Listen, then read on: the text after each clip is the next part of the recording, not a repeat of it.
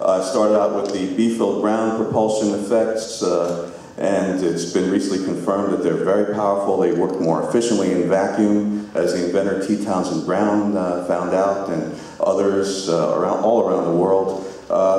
Anyway, I got started researching the effects and technology of Professor John Searle way back in 1986, when I got a book that was compiled by David Hatcher Childress called The Anti-Gravity Handbook, and I found something about Searle's magnetic motor and gravity drive, because what happens, which is very, very interesting, is very magical. When you overload this generator, put too much of a load on it, it will be repelled by the Earth and fly non-aerodynamically. It's very, very interesting. And there's been books written about it.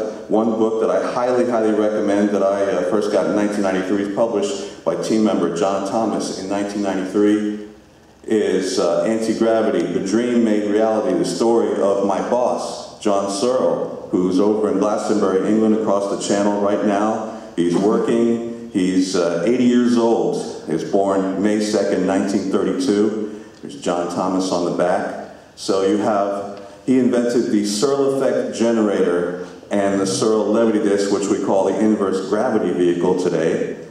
And in 2009, January 2009, we published the John Searle Story DVD. Highly recommend that. It's a continuation of the book. And anyway, without further ado, we'll get started with the presentation. Now, see if this clicker will work. Inverse gravity vehicles for our electrodynamic world, and we live in an electrodynamic world, which we're evolving into consciousness of fifth dimensional energies, or raising our consciousness. Professor John R. Searle's all-electric spacecraft and more. Magnetic motors, that's me. I'm a chief inverse gravity vehicle engineer for Swallow Command. Go to swallowcommand.com. And I've been working with Professor Searle since 2007. He said, we're impressed with your work. We'd like you to join our team.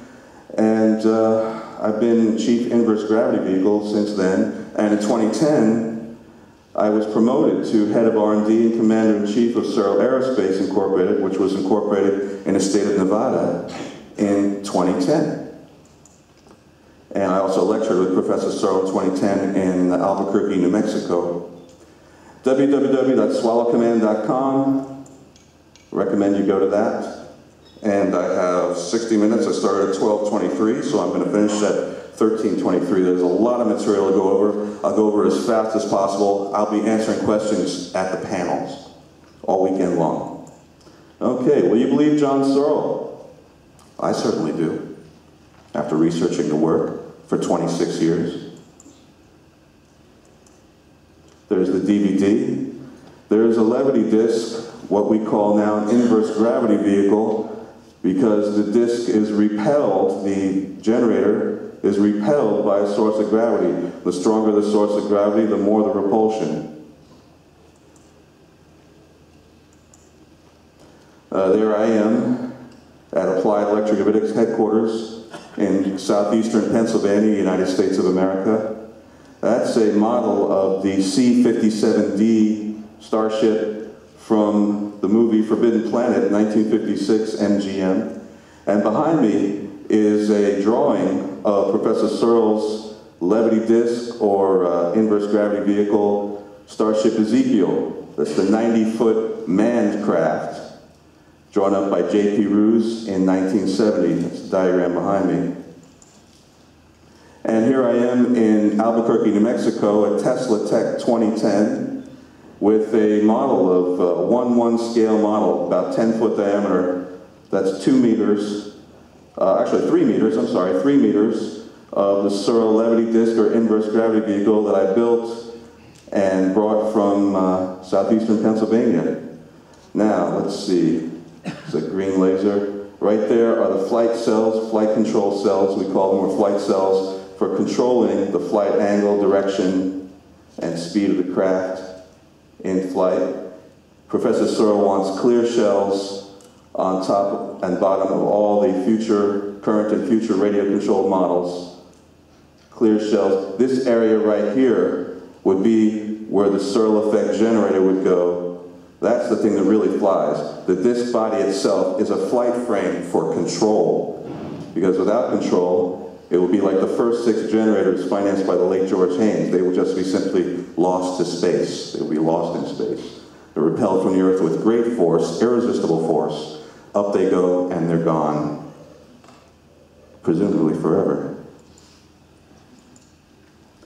Now, part 1, we'll go to magnetic motors, and we'll talk about electrodynamical helical gears, vortex-based mathematics, and then we'll talk about Searle technology, the solution.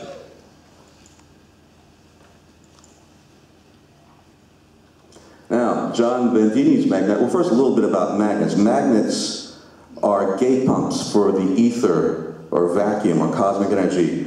What I hope you take away from this whole conference is that vacuum itself is energy. It's potential energy, random. We can cohere this energy with certain devices and systems. There's John Bandini's magnetic motor. Let's go back to that for a second.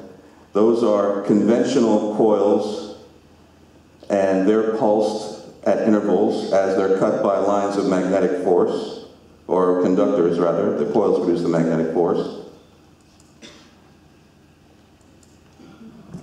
And here's the Bandini circuit.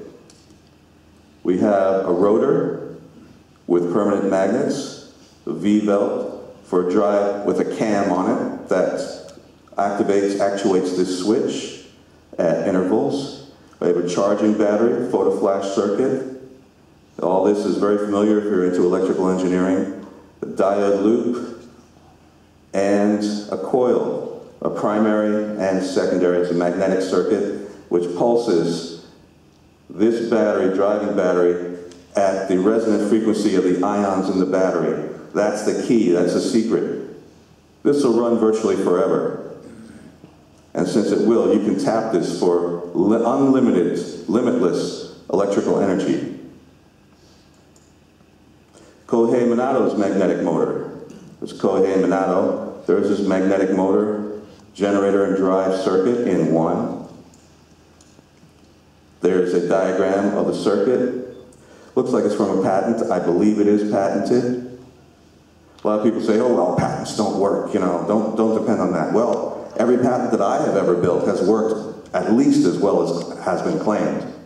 So don't let anybody ever tell you patents don't work. In my experience, they work very, very well indeed.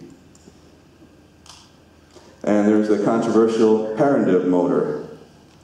By the way, I recommend that any of you who have requisite skills in electrical, magnetic disciplines, you can start to build these, and I recommend that you build them at once. Don't wait.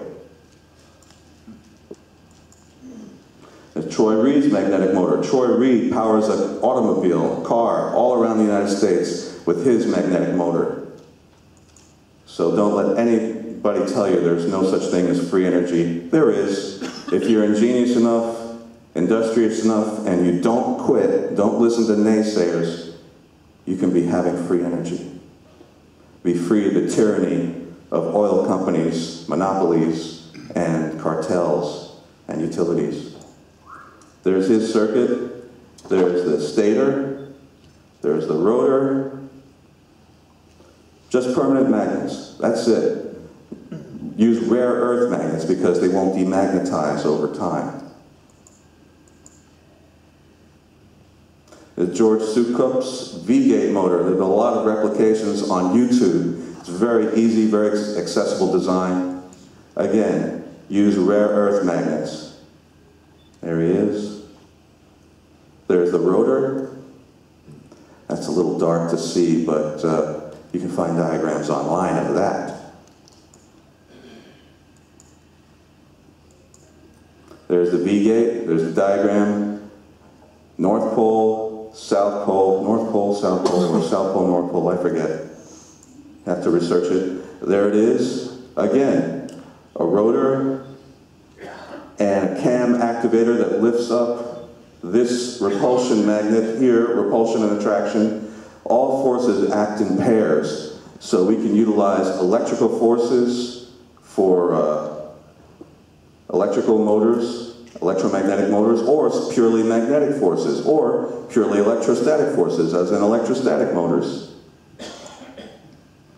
Keep rolling along here, because the time is going by very, very fast.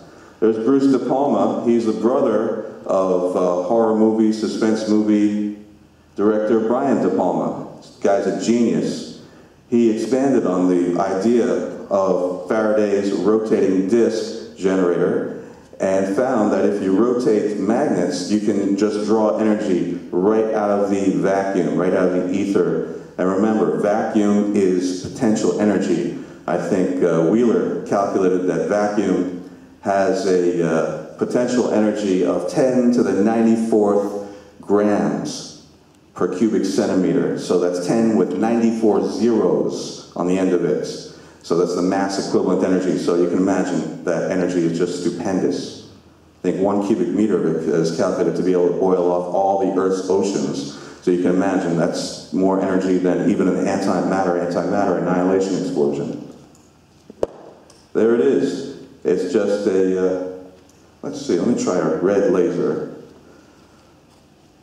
It's light amplification by stimulated emission of radiation. Acronym laser. Is the red laser easier to see or the green laser? Green. You got it, green it is. It's easier because the clicker's in here too. Anyway, here's the conductor. That's just a copper disc or a metallic disc. Here are the magnets, permanent magnet rings you can take out of speakers. So south, north, south, north, south, north, south, north. Here is a rod that you take the power off of, the negative or the positive. Actually, the positive is at the hub, negative is at the rim. And if you mount a regular voltmeter, you can register a voltage outside the disc, but if you mount it on the disc, you won't get any deflection in the needle. That's relativity. So conducting disc, 2 ferrite ring magnets on either side, shaft, and now this configuration draws low voltage and high current. So you